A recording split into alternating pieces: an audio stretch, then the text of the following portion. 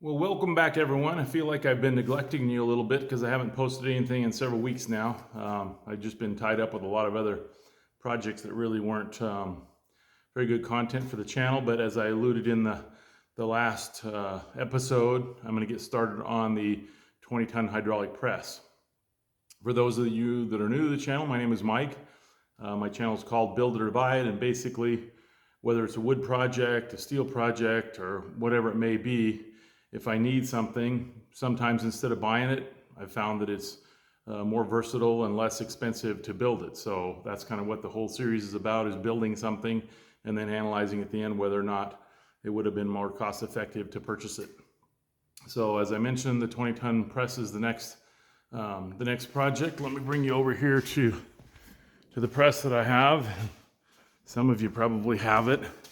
It's the standard 20-ton Harbor Freight press. They do the job. They're a little light duty. Some of the downfalls are using a bottle jack. It's kind of slow, and then the bleed off valve is very, very sensitive. You go from, if you're trying to just back off on something, it goes from not backing off to completely retracting. So that's something I'm going to address. I also don't like this width from there to there. It's kind of narrow, so if you have wider pieces, so I'm gonna the one I'm gonna make is gonna be wider than that. But the price was right. I got this press and that sandblast cabinet for $100, so couldn't go wrong. So I might keep it around after I'm done, but I'll likely probably just sell it. So I think I'll take you inside and show you the design. I drew up the design. Also, I do have the steel. We'll walk out here, and I used the trailer for that, so I didn't have to either borrow a trailer or cut it down. So it is 6-inch by, I think it's 10.5 or 10.2 pound channel. So that's because I'm going wider. I still want to have it as a 20-ton rating, but since I'm going wider, it needed to be a little bit stronger. So anyway, I've got the most of it I can make out of that one 20-foot stick of channel. I've got some angle iron there that'll be the feet, and then there'll be a few other pieces I'll talk about here in a minute. So let's go back in the house and I'll show. Okay, as you can see, we're here back at the computer. This was just a real quick CAD drawing just to help me mostly with dimensions and overall layout. One of these days, maybe I'll finish teaching myself the 3D portion of the software, and I can show you a little bit more dramatic views. I guess first off, let me talk about the Harbor Freight one. This right here depicts the Harbor Freight upright beams. They're not a structural channel with a web like this. They're just bent. They're flat stock that was press broke into a C shape. And then the cross beams are this dimension. So you can see that's 4 5/8 and 4-inch, and that thickness is to scale. So I didn't measure it. Let's measure it real quick just to see what it is. So that's 3/16 or so. So realistically, that's pretty light. So as I mentioned, because I'm going to go wider with it, I decided it's easier just to get it all out of one 20-foot stick. So the uprights, I was originally going to use this 5-inch channel, but the uprights, it was easier just to buy a full 20-foot piece of the channel, and that will make it taller, which increases the strength. You can see this is thicker. And then it's just slightly wider. The width is for the most part about the same.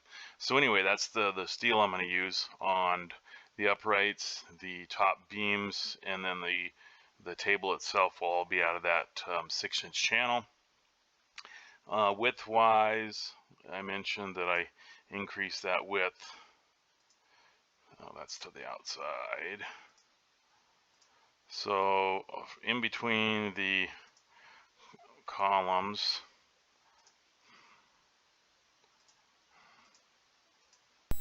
you're not able to see my pop-up menus here. Basically, I'm setting the snaps to intersect.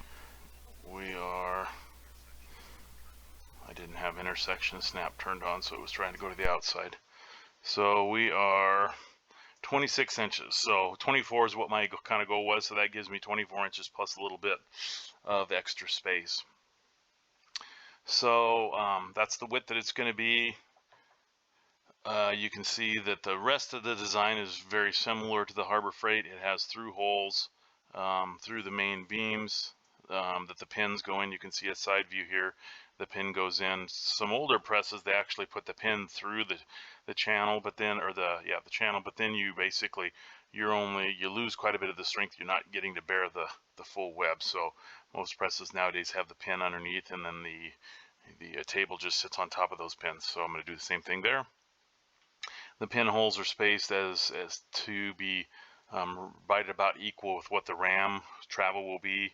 So each time you go down to the next set of holes, if you had something in there, for instance, that was too short, you can move down to the one set of holes, and that you'll still be able to pretty much cover the full range of any hole combination with the length that the ram is. You can see it's not drawn as a hydraulic jack because I'm not going to do a hydraulic. This is just a rough dimension of the cylinder that I'm going to use. It is a Porta-Power style 20-ton ram based on the normal 10,000 psi. Excuse me. And I haven't decided on the power unit yet, whether it'll be one of two things. It'll either be an air over hydraulic unit, which if you've ever seen those, are for the most part, they're used a lot in the Porta-Power industry for body repair and pushing pins and things out. It's just a small air motor that runs a hydraulic pump that has the reservoir built in, and then there's a treadle valve or a treadle pedal on the unit. It usually sits on the floor, and so then you can use your foot to rock back and forth to either turn the air on and extend the cylinder, or you rock your foot back the other way. I'll throw a picture up on the screen here so you can see what that is. So I'm either going to go with that. Those are a little less expensive, or I've been also thinking about an actual dedicated power unit that's 110 volt powered with a motor and a pump, and so you just flip a switch and then it runs all the time, and then you have a control valve like you would on, say, a tractor or something like that that ports oil to the cylinder. So the power unit will be one of those two styles. You can see it's on casters here. I'll probably do, as it's drawn, I'll probably do 3 casters. This one, I don't have a top view here, but if it did have a top view, it would be triangulated, 2 out wide and then 1 in the middle. The reason why is, sorry about that, 3 points make a perfect plane. The floor in my shop's really flat, but it's if you have something with 4 casters that's really rigid, it's not uncommon to have 1 caster slightly off the ground, and then you get a rocking effect. So I'm going to put it on 3 casters so it stays level all the time. Remember that you're pressing between this beam and this beam.